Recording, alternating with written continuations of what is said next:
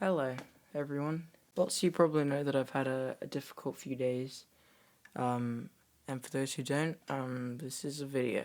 Yesterday, Caspar passed away. I don't really want to talk about it necessarily, but I figured if I didn't mention it on this channel, I'd keep getting messages and comments and stuff asking how he is. So don't feel bad if you've left comments asking how he is. I mean, I appreciate your concern, but for obvious reasons, I don't want to be thinking about it. So he had cancer. He had skin cancer, and he was diagnosed with that a few weeks ago, not that long ago. As you may have noticed, we've been struggling with whatever condition he had. We didn't know what it was for a long time. He started out having this eye problem at the beginning of 2017, so it's been nearly a year. The skin around his eyelids was getting very dry. I took him to the vet multiple times. They kept diagnosing him with different things.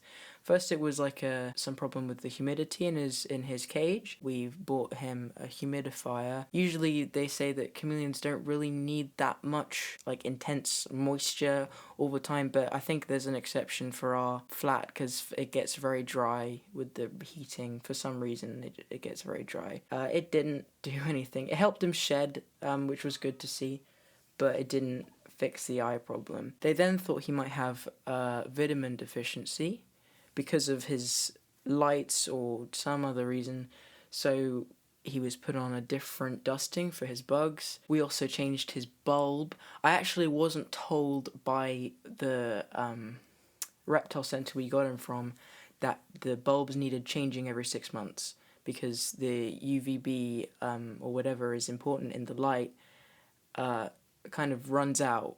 There's like a sell by date. After 6 months it's just a light. It doesn't have what he needs in it anymore.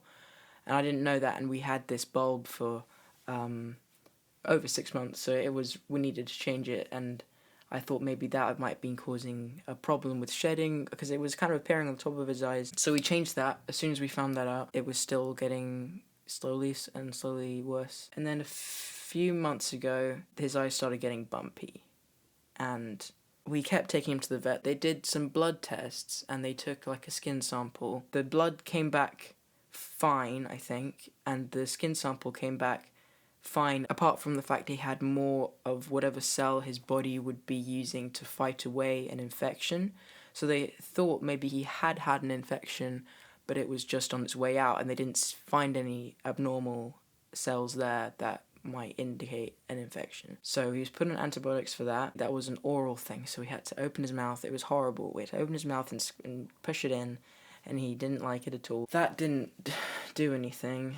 The bumps on his eyes started getting bigger and bigger. There was one in particular that you might have noticed in pictures and videos. I kind of stopped posting that many videos and pictures of him when he started getting really bad. Partly because I was ashamed, because I this whole time I thought it was my fault, like I was doing something wrong, and I didn't really want to share that for fear of people thinking that I was being neglectful or something. But there was one in particular on his right eye that was starting to obstruct his vision, and we were worried. It was growing very fast, and we were worried that it would eventually blind him and he wouldn't be able to see his food, because he was starting to miss. Like you'd put a drip in front of him and he would lick like over there, and that freaked me out. So we decided that the best thing to do was have it surgically removed. There were also other bumps on the rest of his body that were starting to show up, and so the surgeon took that as much of that big lump as she could, and one from his back. When the results came back, we discovered that both of the lumps were cancer. They were both skin cancer. And I still don't know what that had to do with the crustiness, and there were areas of his skin that it looked like eczema. It didn't look like tumors. Maybe skin cancer can manifest itself in like dry skin, but it just doesn't seem right. I don't know. At that point there's not really anything we could do. We just kind of kept an eye on it for a few weeks, and the bump on his eye started getting bigger again, and he started to miss his food again. And if you tuned into the live stream I did last week, we were trying to get him to eat a bug, and he missed it 3 times and got discouraged, but he finally managed to get it. Come on, yeah, get it, son, get it. That's it, that's the one, that's my boy, yeah, that's my boy. And that was a really happy moment that I won't forget. So thank you for sharing that with me, anyone who was there. The vet said that people had tried injecting a chemotherapy drug into the tumours, but I just didn't, that's not fair on an animal. If it's a human, you can explain to them that this is what you need or you're gonna die, but he would just be sick and he wouldn't know why. So we had 2 options. One, to wait it out until the cancer killed him, or to let him go to sleep before it gets bad enough for him to feel any significant pain. And so I went with the second option, and it's the hardest thing I've ever had to do. I'm still not at peace with that decision. I think anyone out there who's ever put down an animal for whatever reason, you just kind of have to live with the guilt, this feeling that you chose to let an animal die, and even if it was for the best, which I know like in my gut that it was the right thing to do for him, but there's just still this feeling that I killed him,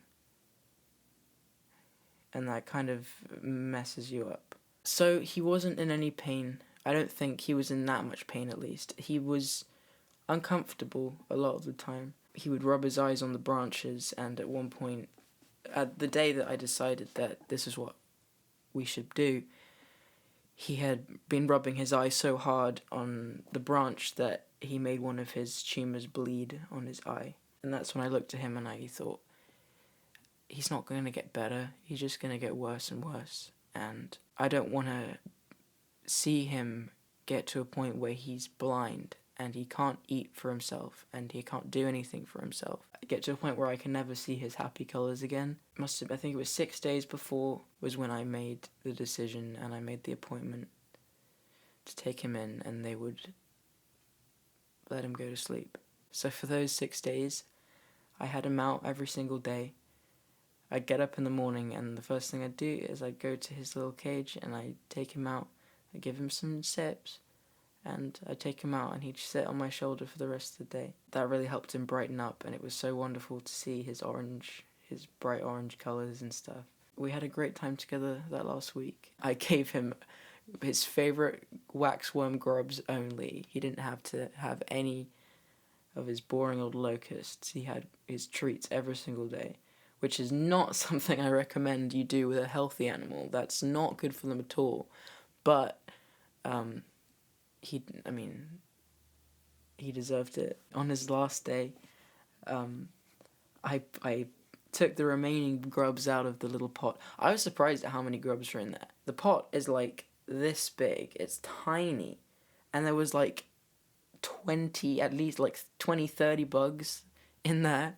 And they just kept coming. And it was so weird looking at them in the bowl. And I put them all in his bowl. I let him slap them up. And he was like, which one do I go for? There's so many. He managed to get like 4 in one go and on his tongue, and it was so funny. This is gonna sound really weird and like cliche, but I feel like he knew what was coming. He just kind of had so much personality behind his eyes that I feel like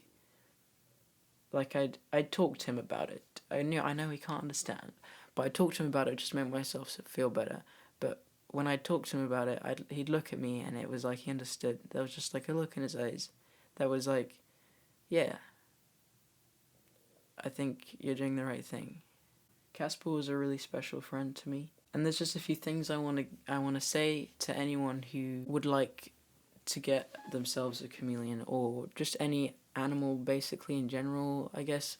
More towards people who want to get exotic pets. And there's a few things I want to say regarding having exotic pets that I care a lot about, and I thought I'd express in a video because I saw a comment about this and I just want to address it so that everyone knows my stance on it, and maybe it can change your mind about it if you feel a certain way about keeping exotic animals as pets. Basically, I found a comment on one of my videos. They essentially said it was cruel to keep chameleons as pets because they're better off in the wild and they're bound to have a miserable and short life in captivity. First of all, that's not true. They will have a longer life in captivity. For obvious reasons, they're being cared for every day by someone who hopefully knows what this chameleon needs. At least with panther chameleons, in the wild, males can live around 2 to 3 years, but in captivity they can live more like 5 years. Secondly, the quality of their life kind of depends on the owner. It's not a case of if they're in captivity, they're definitely going to be miserable. If the owner has done their research and knows what they need to do to keep this animal, then the animal is likely to have a very happy life. I believe Caspar had a very happy life. And you can tell from their colours. I've said before that chameleons don't actually change colour for camouflage, at least most of them don't. It's more for thermoregulation and their mood. And Caspar has been a bright little bunny a lot of the time. He actually was usually kind of dark toned, which meant he was kind of glum, kind of neutral. He was dark in colour when he was sitting by himself in his cage, and as soon as we took him out, he would brighten up. He'd get his big orange belly out and his blues would brighten up. So he loved to be handled and he loved to be around me and my dad. Just like any other animal, chameleons have personalities. And I've received lots of messages from people asking, why doesn't my chameleon want me to hold it? And that's because sometimes some chameleons don't want to be held. My Caspar, he never once puffed up or got upset if he was being held. He was so happy to be around people right from the start, and that's just the way he is. We never forced him out of his cage. He was nervous to start with, but he wouldn't hiss at us, he wouldn't puff up, but he would look a bit sheepish, but he would warm up to us and start clambering around once he realised there was nothing to be afraid of.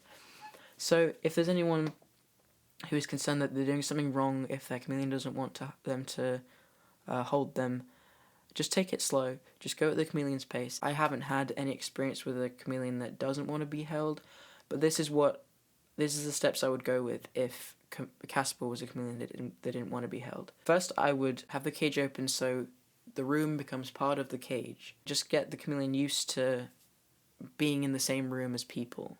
Do whatever you need to do in the same room so they can see you, they can get used to your face. Chameleons recognize faces. That's one thing that lots of people probably don't know, but they do recognize faces for sure. Because Caspar would get more nervous around strangers than with me or my dad. Maybe the next step from there might be to slowly and gently put your hand in, just to maybe offer it a bug, or to adjust a leaf, or maybe you can just pet its tail, or pet it on the side of the belly. If it puffs up, or if it hisses, or obviously just leave it alone. And when you pick it up, make sure its tail has something to grab onto, otherwise it freaks out. That's something that we learnt with Caspar, because we'd try and pick him up just by his belly, his tail would go, wah, trying to grab onto a branch, and there was no branch. So you got to put your one hand under the tail, one hand under the belly, and lift him up slowly, and kind of lift it up so that it has to choose to put its hands on you rather than prizing it off the branch, if that makes sense. It's possible that your chameleon might not want to be held, and you're going to need to respect that. If you've committed to having a chameleon as a pet, they're not there for you to be entertained by them. They're there for you to take care of. If your chameleon decides that it just wants to be alone in its cage and be fed and watered and stuff, respect that and do everything else you need to keep it happy and healthy. I'm kind of going off on a bunch of tangents here. Sorry, there's just a lot of things I want to say regarding chameleons. Back to that comment. Sorry. Yeah. In a way, I agree that it's not fair on exotic animals and non-domesticated animals to keep them as pets, and we as humans should have never taken them out of their natural habitat. But it's kind of too late to reverse that now. I would love for every exotic animal to go back into the wild and for us just leave them alone to do their thing and survive and thrive and be happy. If you took Caspar at the age he was, a 3-year-old chameleon who'd lived in a house for 3 years, and put him into the Madagascan jungle, he would have no clue what to do with himself. He would probably die within like a few days. It's just not realistic to think that that's something we can do. To return all the animals from the reptile center, all of the animals in the zoos and stuff here, to return them all to the wild. It can't happen. You'd need to rehabilitate it into the wild, if that's even possible. Sometimes it's not possible. The way I feel about it, it's not fair. Of course, it's not fair on them. It's not how it should be, but it's the way it is. And I feel like we, as humans, the least we can do to make up for this selfish thing that we've done by taking them out of the wild is to give them a loving home while they are here. Which is why I think there's nothing inherently wrong with having an exotic pet, as long as you do your research and you are fully committed to creating the perfect environment, or as close to perfect as you can. So my advice to anyone who wants to get a lizard, from a lizard to a goldfish, do your research, please. Don't just listen to the pet shop owner, because a lot of the time pet shop owners don't know what they're talking about. I learnt that especially about Caspar. Chameleons are hard to take care of as it is. If I could go back, I wouldn't have gotten a chameleon as a starter. I've never had a lizard before, and I definitely wouldn't recommend a chameleon as a first lizard to get if you want to get lizards. I would go with a bearded dragon or a leopard gecko, as I've heard and seen that they can be good to start out with. Maybe even a tortoise, but I would do some research on that as well. Don't take my word for that. I cannot stress this enough. Do your research. Find as many platforms as you can to find research from. Because with Caspar especially, the vet was telling me something, and then the reptile center was telling me something different, and then forums online were telling me something different. There were 3 different perspectives, and I just didn't know what to believe. Chameleons are kind of just hard to take care of as it is. People don't really know. No one really knows what they're doing. It's hard to know who to trust.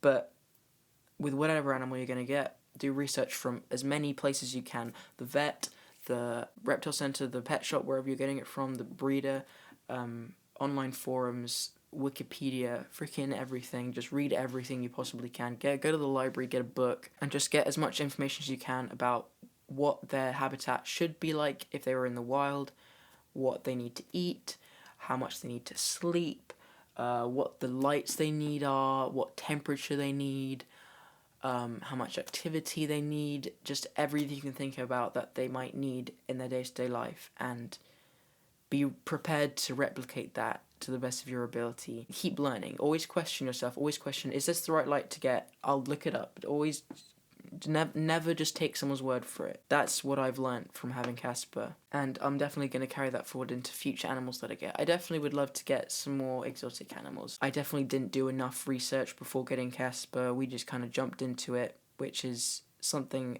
I regret, but I've learnt from it, and I hope that anyone who's wanting to get a chameleon or any other kind of exotic pet who's seen this video and maybe hasn't done enough research, now you know to do research before it's too late. So go do research. That is the PSA I have today for you. So yeah, I think that's kind of covers how I feel about exotic pets in general and what I've learned from my experience with Caspar. So yeah, Caspar's gone.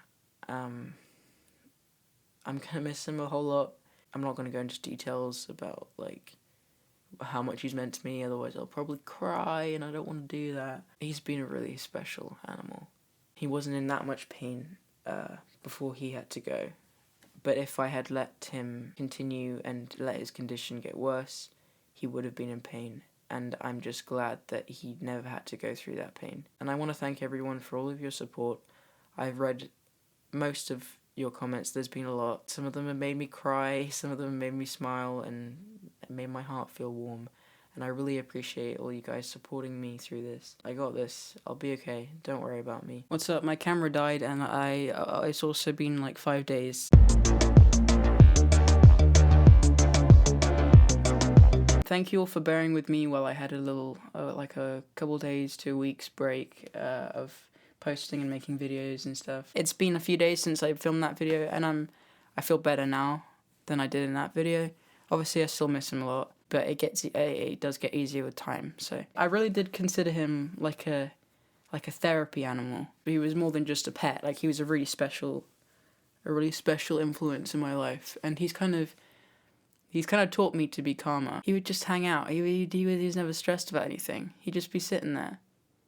Like, anything could be happening, and he'd just be chilling.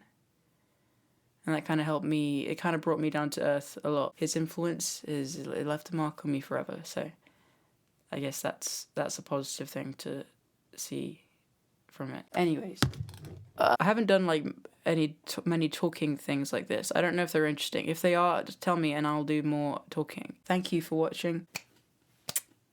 I love you, Caspar. I love you forever.